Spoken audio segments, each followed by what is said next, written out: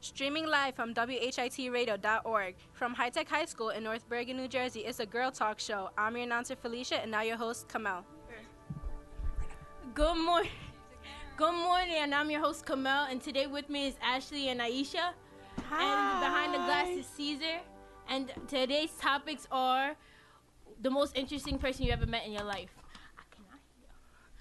Okay. The most interesting person I've ever met would be my second grade teacher. Okay, I remember him only because this guy was a teacher in the day. And then at 3 o'clock, when the dismissal would come, he owned a tattoo parlor. Mm-hmm. And he, like, opened it up, like he was saving up or whatever. But that was his passion. Mm-hmm. And he loved it. So he left, like, I don't know, like, you know, I don't remember anything he taught. I don't remember anything from, like, second grade.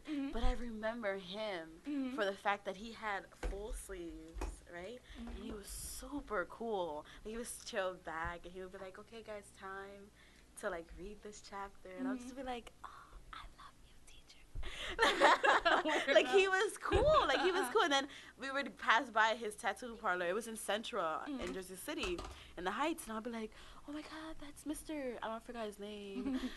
His tattoo parlor. We would go there. We would see him, and he would be, like, tattooing someone. So, you know, that leaves something in you. Like, you're like, oh, this guy is so interesting. He's a teacher, and he had a daughter, and he had a tattoo parlor. That's crazy. You never meet anybody like that ever in your life. That's true. Oh, and I met Tyler, too. Oh, my God. Ew, I love him. I really do. Tyler, the Creator, is so funny. Anywho, how about you? Yeah. You met Drake. Yes. But Was he the most interesting person? I think I could say, you know Hush? OVO Hush. The guy who Your co-writes with him. Your uncle. Yeah, I started calling him my uncle, like, as a joke, right? And then it turned into, like, a more, like, he started calling me his niece. And this is, like, the rudest guy, this is, like, the most unruly, like, rudest guy in Drake's crew. Like, I'm not even kidding. Like, he's so mean. But when he took you in. Yeah, when I met him, like, when I was at my first Drake concert, he came to me during Drake's shout-out. Drake does this shout-out thing during he, like, shout-outs out people in his crowd. And, yeah, and he came up to me, and he was the nicest person ever. And I was just like, and I swore on everything, the first time I met him, he would judge me. But he didn't. Like, he gave me a hug, and, like, he was a little chubbier back then, so it was, like, a big warm hug. And I was, like, crying. I'm like, oh, my God. And, yeah, and he was so nice, and we've talked. And I feel like honestly, I could say, like, versus when I met Drake and versus when I met him, I could say that I've had a better connection with him. Yeah, no, I got you. Yeah, but, yeah, that's pretty much it. Remember he brought you fruit snacks? Stop. He brought you fruit snacks. He was just like, oh, I'm going to eat these fruit snacks. And you crying eating your fruit snacks? Yeah, I was like, that was unexpected. Like, on everything, that was unexpected. I thought he would be so mean to me. Really? And he was the he complete looks like opposite. That. He looks yeah. like he can be like his facial expressions, like, he's Yeah. like rough. Like, he's like, I'm just like, he was the complete opposite, and I'll never forget that. What about you, Kamal? the most interesting person you've ever met. It doesn't have to be a celebrity, you know. You don't gotta gotta be hit her celebrity. level. So it's random. This is guy in my church. His name is like Mike DeGruccio. Oh, I thought it would be David. Nah, David. David Q. You know, I know him for like 4 years, ever since I went to my church, and I used to be a rude person back then before I like got into my church. I used to be rude and talk back and all that stuff. So I used to get a lot of lectures from him, and he always gave me these quotes. That's why I'm in love with quotes. He's like, "Come on," and he always talks with like a southern accent.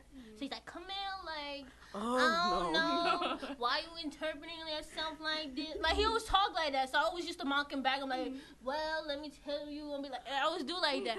But I love him, even though I don't see him like that, because I hardly go to church now because I got other stuff to do. But he, every time I needed like somebody to talk to, he's there. He was a good motivator and stuff like that.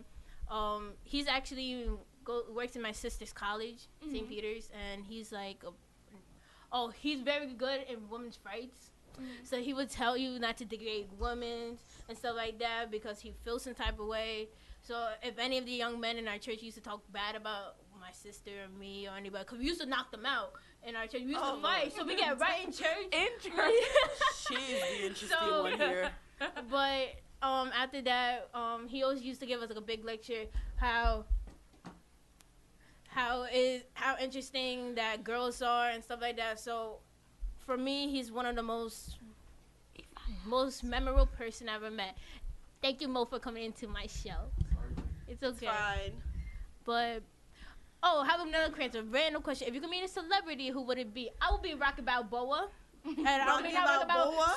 Sylvester Stallone. Yes, I will meet him. I watch all the Rocky movies. She's like Rocky Balboa. Rocky Balboa. My brother got me into those movies. It's awesome. Sylvester Stallone is amazing. I love him. Love him. If I could meet a celebrity, it would be Earl Sweatshirt, without a doubt. I'm the biggest fan now. Like, it's crazy. The first time I heard him, I was just like, oh my God, ew, he's degrading women. Like, I don't want to hear him like talking about how he's gonna chop them up. But now it's like, oh my God, I love this guy. And it's not even like, because he's not the best looking guy in the world, but he is so creative. He is so creative. I love him. How about you, Aisha? See, I already met the guy that I'd want to meet, so Drake? I have to like think back on this. I honestly think it's between Sam Smith or I like Ed Sheeran too. I kind of want to meet Nicki Minaj though. Nicki Minaj. She's a good person. She's a good person. I want to actually talk to her though. Like, I really want to talk to her because have like a conversation. She has so many like phases. real, right? And like, I don't know. I feel like this is her now. This is who she is. Exactly. Every time I listen to her, like her album, I'm like, wow. Like, you've changed, girl. You climbed up and you're good. I love it. And just to throw this in, Beyonce, I'm just curious because this girl's she's a hardworking woman. I'm sorry. She is. I don't know how she does it.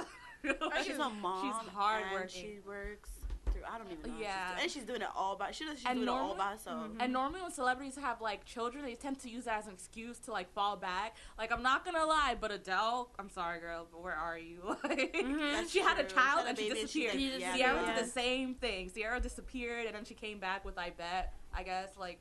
I guess. Beyonce's like, I have a kid now, but this is not going to stop me. This is going to make me But stronger. she loves singing. You can tell that's her passion. That's her, Queen Bee. She's the best. Ed Sheeran, I love Ed Sheeran's music. I love him to pieces.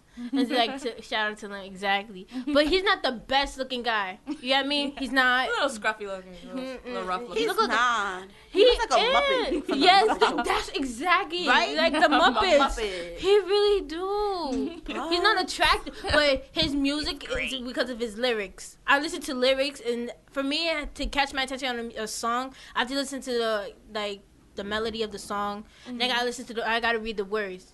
And if I read the words and I hear something I don't like, I won't listen to it. I don't care how much I love the beat or anything, but I won't do it. I don't listen to all of Ed Sheeran's music. Like, I don't think he's that great, but he's not.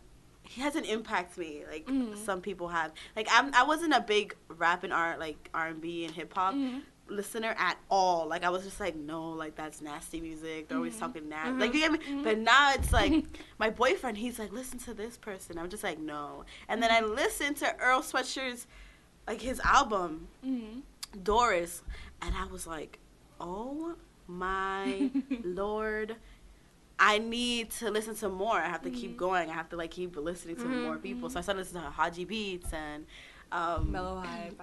Oh my gosh. And now it's just like, oh my God, rap and hip hop. My parents just like, oh my God, old school rap is good. I can't even lie. Yes, it's Biggie really Smalls. good. I always like Biggie Smalls. It's all about. He's really good. I like to me, him it's a lot. like all about who you're listening to, and it's That's like, true. and it depends what you're going through or like what moment you're at when you're listening to it. Because sometimes I'm like, yo, screw trap music, like, but then like you go to a party and then like A$AP Ferg plays and you're like, this is like lit. Yeah. But when you're just sitting here, you're just like, this is trash. Like, what is this? Yeah, no, I get it just you. depends. It's nothing you don't want to listen to by yourself. Like, Yeah. there's something going on. Like, you're having a headache. You listen to this guy screaming in your ear about himself 2 times. You're just like, okay, sir, I don't want to do this anymore. But if you listen to a guy who's talking about his story, like, you don't have to relate to the music, but because the music that they talk about is about themselves. Yeah. Like, if it's personal, it's their story. You don't got to be like, oh, he's not talking about my story. He's not talking about Like what's going on with Eminem. my life. Yeah. But relate to them because this is what relates to them. This is their life. And that's it. Like, Yeah. and that's what I like when you talk about it. Vince Staples always Oh, talks I about love him. his life in the streets and what was going on. And it's just like, maybe I didn't go through that. I didn't go through that whole hard life or whatever.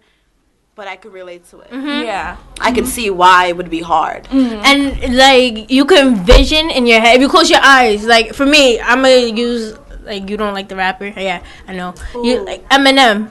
I'm not saying I don't like him. I never said that. I hope I didn't get that vibe. It's not I don't like Eminem. I'm just saying there's better people No, there's out better, there. yeah, There's but better like- genres to listen to. Like Eminem, okay, That's all. like his movie. I forgot what's the movie. Can't think. 8 Mile? Yeah. Yes, like.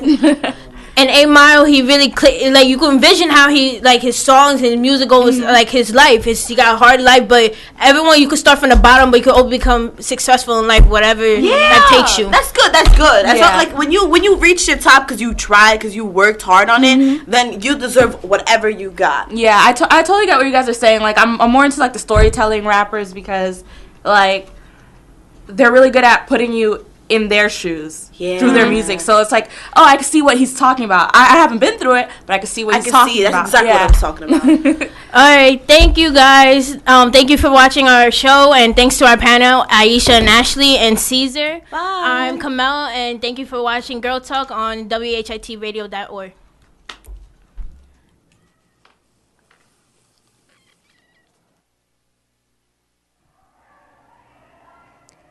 Thanks for watching Girl Talk. Tune into WHIT Radio's YouTube page for more shows. Have a good day.